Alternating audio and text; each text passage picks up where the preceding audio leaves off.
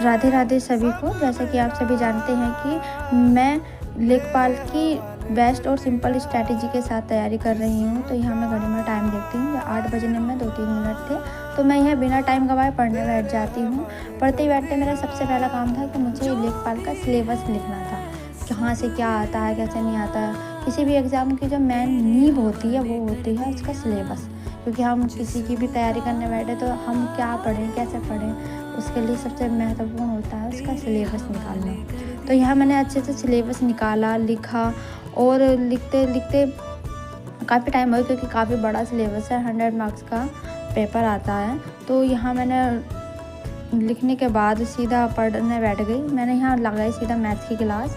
Maths में आज मैंने पढ़ी थी सबसे पहले DI की क्लास, जिसमें हम आता है पाई चार्ट, टेबल या बार ग्राफ, ऐसे क्वेश्चंस आते हैं जो मुझसे नहीं होते थे, क्योंकि मैंने कभी किए नहीं। इन्होंने एक बेसिक्स से इतना अच्छे से पढ़ाया कि हर एक हार्ड से हार्ड और इजी से इजी क्वेश्चन आराम से हो रहा था।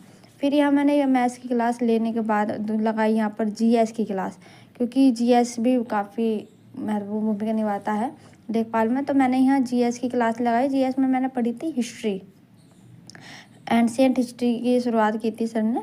फिर उसके बाद देखा टाइम तो 10:30 बज चुके थे।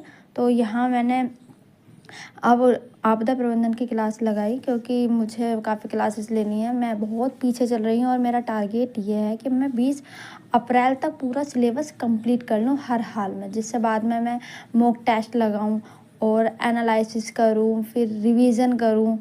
क्योंकि सबसे मेन चीज़ है, अगर हमारा सिलेबस कंप्लीट हो जाए टाइम से, फिर हम उसका रिवीजन करें तो हमारे मार्क्स से बढ़ने के चांसेस ज़्यादा रहते हैं। फिर उसके बाद मैंने ग्राम विकास की, मेरे पास बुक है लेखपाल की, तो मैंने उससे पढ़ना स्टार्ट किया, क्योंकि मैं काफ़ी टाइम से स्क्रीन से पढ़ रही थी तो मेरी आंखों में दर्द हो रहा था। तो मैंने सोचा थोड़ा ऑफलाइन पढ़ना चाहिए। तो यहाँ पढ़ते पढ़ते काफ़ी रात हो गई, तो मैं अब सोने जाती हूँ। तो राधे।